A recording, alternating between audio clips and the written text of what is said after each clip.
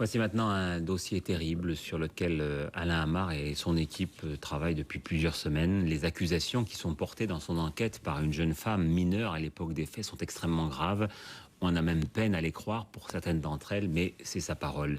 Les noms qu'elle cite ont été recouverts d'un bip pour ne pas atteindre à la présomption d'innocence. Véronique a 20 ans. Depuis l'âge de 5 ans, elle a vécu l'enfer. Violée, prostituée par ses parents qu'elle a dénoncés et qui attendent de comparaître devant la cour d'assises, elle est parvenue à échapper à ceux qu'elle désigne comme ses bourreaux. Son histoire n'est pas ordinaire et peut même paraître inventée. Toutefois, s'il est légitime de douter, ce que nous a dit et répété spontanément cette jeune femme a de quoi révolter. En particulier, lorsqu'elle affirme, malgré les menaces qui pèsent, dit-elle, sur elle, avoir fréquenté une secte satanique, les martinistes, avoir subi des tortures et torturé elle-même. On se fait battre, on se fait mettre des objets dans les orifices, on se fait... Il y a des fois des sacrifices d'enfants pour rendre grâce à Satan. Il y a beaucoup de choses comme ça. On tue un animal, on nous verse le sang sur la tête et le reste dans une coupole qu'on met sur l'autel. Donc en fait, vos parents, comme tous les parents de ces enfants dont vous nous parlez, vendaient leurs enfants. Exactement, puisque ça rapporte un certain pourcentage d'argent, puisqu'un enfant qui a moins de 8 ans vaut 22 000 francs. D'où viennent-ils, ces enfants? Les enfants qui sont sacrifiés ne sont pas déclarés ou sont des enfants étrangers. Notamment quand j'étais sur Agen, c'était des enfants, c'était des petits Africains, ils étaient noirs. Sur Jalais, j'en ai vu aussi, sur Nanterre aussi, mais c'était des petits blancs, des Français, mais c'est des enfants nés de viol. Des enfants nés de viol? Oui, qui n'avaient pas été déclarés, des accouchements et qui ont été faits chez les parents, dans des conditions abominables. Et donc, dans la mesure où ils n'étaient pas déclarés, ils étaient sacrifiés? Voilà. Non seulement vous faisiez partie donc de la secte, mais vous avez participé à ce rituel? Oui. En 94, j'ai dû sacrifier sous la menace d'une arme avec 2 de mes amis à Jalais un enfant. Et on a dû toutes les 3 l'assassiner, quoi. Sous la menace d'une arme, si on ne le faisait pas, on serait fait encore plus. Il l'aurait fait avec plus de violence et il nous aurait fait encore plus mal. Donc, on était obligés de le faire, quoi. Et qui vous menaçait d'une arme? Celui qui dirige la gendarmerie. Et ces cadavres, qu'est-ce qu'ils en font après? Celui qui m'a le plus marqué, puisque c'est celui auquel j'ai participé. Ils l'ont emmené dans une cave qui était à Cholet, transporté dans un sac noir à poubelle noire avec une croix blanche renversée. Et ils avaient un gros bidon, ils ont mis quelque chose, je sais pas si c'était de l'essence ou de l'acide ou quelque chose comme ça. Mais moi et Sophie et Cécile, on s'est tous sauvés. Toutes les 3, on s'est sauvés. Donc en fait, ils brûlent les cadavres? Ils doivent les brûler, oui. Vous pensez que tout ça, c'est une sorte de réseau, des gens qui se tiennent un petit peu pour ne pas tomber, quoi. Voilà, et puis c'est pour se protéger aussi. Parce qu'étant donné quand même qu'il y a des hommes de loi qui sont dedans, c'est vrai que ça ferait quand même un drôle de tapage si on apprenait qu'il y avait des juges et tout ça qui faisaient partie de ces réseaux-là. Mais vous en avez vu, vous, personnellement? J'ai vu un email de monsieur. Moi, je ne savais pas qui c'était. C'était pour un transfert de fonds. Un transfert de fonds. Et vous pensez que ces gens-là font partie des sectes elles-mêmes? La secte satanique dont vous parlez ou... Ils les couvrent toutes. Je ne dirais pas forcément qu'ils en font partie, mais ils les couvrent, ça c'est sûr. Jean-Claude Dissès est l'avocat de Véronique à Agen, ville où elle fut transférée du Maine-et-Loire vers un foyer fréquenté par des pédophiles. D'abord sceptique sur les accusations de sa cliente, il est aujourd'hui convaincu qu'elle dit la vérité.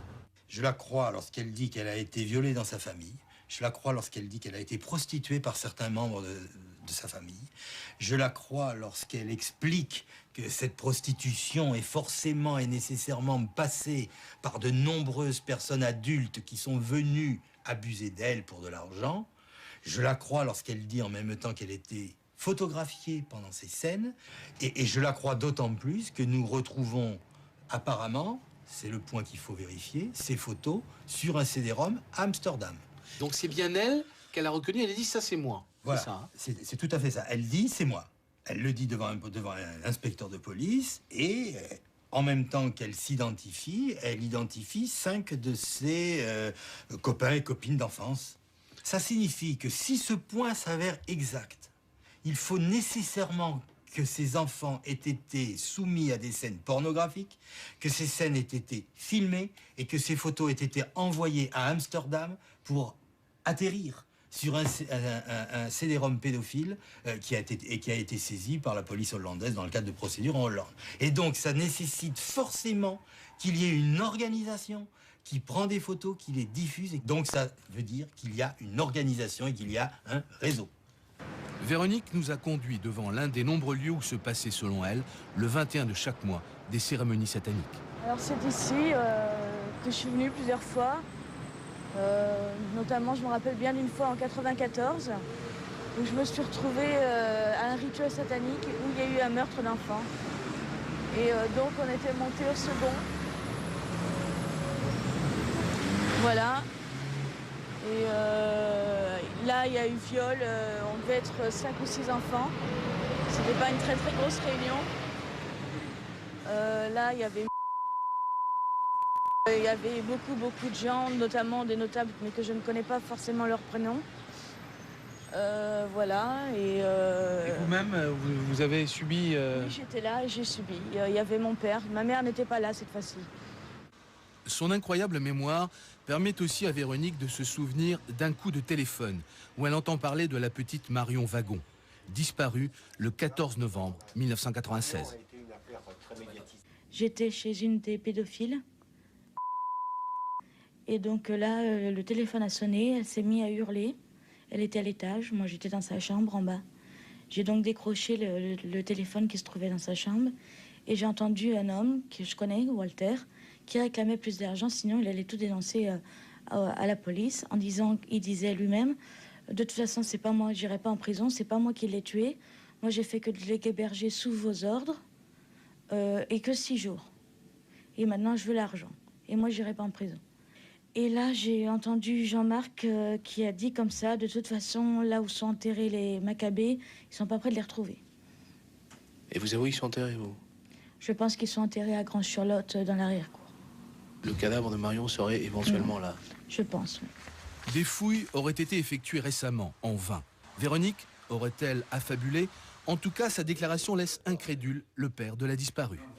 Quand on parlait de secte, oui. Vous n'y avez jamais pensé, vous? Bien sûr que si. On a reçu des tas de courriers, des centaines et des centaines de lettres, mais c'est le côté auquel on ne veut pas penser, auquel on se refuse. Maintenant, bon, c'est vrai que les événements aussi de l'époque, pour reparler de l'affaire du trou, bon, nous ont fait... On se dit, bon, ça n'arrive qu'en Belgique, mais en fin de compte, ça peut se passer en France. Mais c'est le côté auquel on ne pense pas, nous. Un ancien commandant de gendarmerie, à l'époque chargé de l'affaire Marion, se souvient du coup de téléphone dont parle Véronique. On n'a pas été capable de savoir d'où venait l'appel, et l'appel arrivait chez un particulier. Nous n'avons pas été capables de remonter l'appel, donc on ne sait pas qui l'a passé. C'est vrai que j'ai entendu dire qu'il y avait une jeune fille qui avait fait des dépositions, mais je ne les connais pas parce que je ne suis plus actuellement dans la gendarmerie.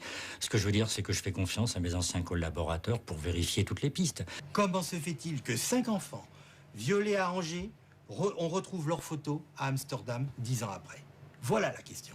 Et cette question-là, vous comprenez bien qu'elle est trop grave pour qu'on puisse s'amuser à ne pas la poser. C'est très dur, ça revient dans les cauchemars toutes les nuits. Chaque seconde, quand un enfant crie ou un enfant pleure. Mais dans la rue, à n'importe quel moment, quand on voit un enfant, on se dit bah, peut-être que maintenant il sera aussi grand que celui-là. Police et justice ont pris les déclarations de Véronique au sérieux et sa-t-elle les vérifier, une par une, aussi invraisemblables qu'elles paraissent. De ces vérifications dépend peut-être l'éradication de certains réseaux pédophiles et criminels. Accusation gravissime, donc la gendarmerie et la justice s'emploient maintenant à vérifier.